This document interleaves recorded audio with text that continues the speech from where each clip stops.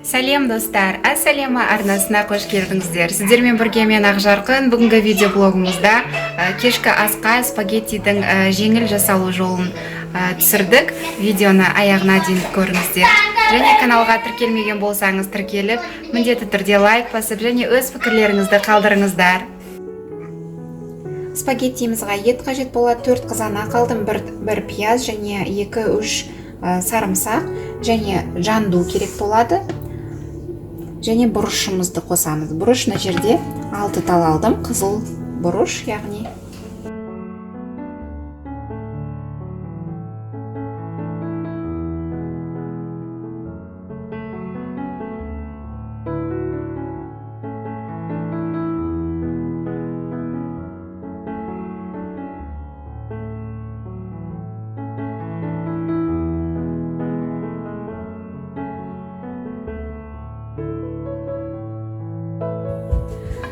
Табамызға кішкене сұйық май құйып алдық.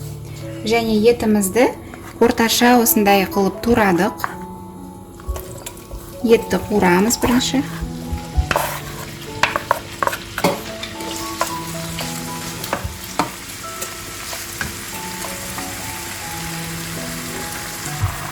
Етке кішкене тұз себеміз.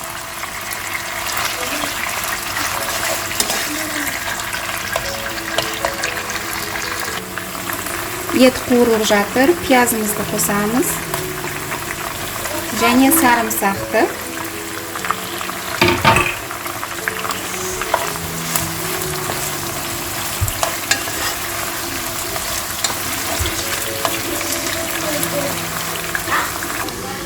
Ет қуырылып жатқанда біз екінші кастрюльға су құйып және тұз салып, оттың астын жағып қойдық.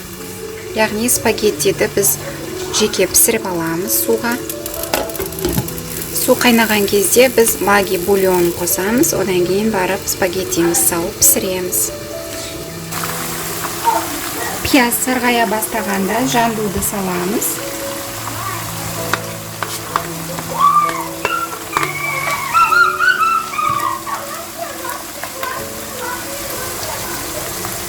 Және қызанақты салып қуырамыз.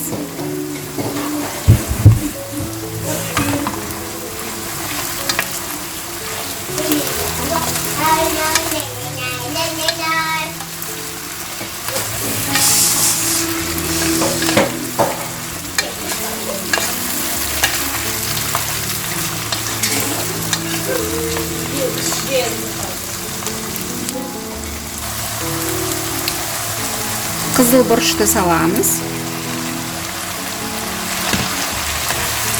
Жақсылап араластырып, қуырып аламыз, одан кейін су құямыз.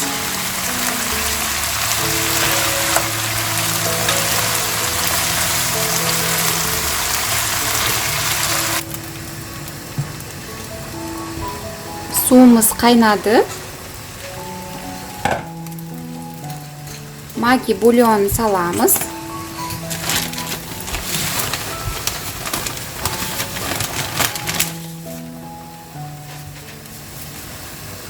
Одан кейін спагеттиімізді салып пісіреміз.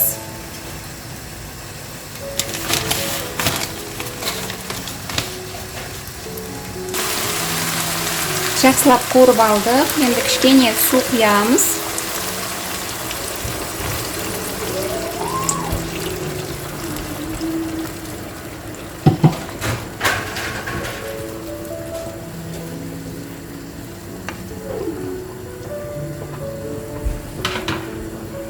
Ашылып қайнағаннан кейін 5-6 минут қайнатып аламыз. Одан кейін отты өшіреміз.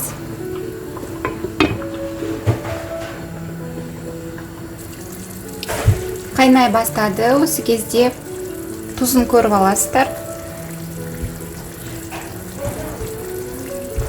Тұзы жеткілікті болса, оттың астын азайтып, 5-6 минут қайнатып аламыз.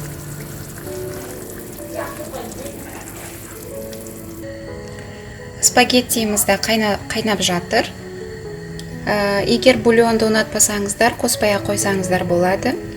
Мен дәмді болсын деп, жай ғана құры суға қайнатқаннан көрі бульон қостым. Сонда спагетти дәмді болады. кешкі асқа спагеттиді өзім қалай дайындап беремін, сол рецептімді түсірдім. Өте дәмді әрі жеңіл. Жандумен қызанақ, бұрыш, ет қана қосылады. Томат пастасын қоспай, свежий қызанақпен жасасаңыз, тағамдар, кез келген тағам өте дәмді шығады. Егер рецепт ұнаса, каналыма міндетті түрде тіркеліп кетіңіз және подписаться кнопканың қасында қоңыраушаны бассаңыз, менің келесі видеомды көре аласыздар.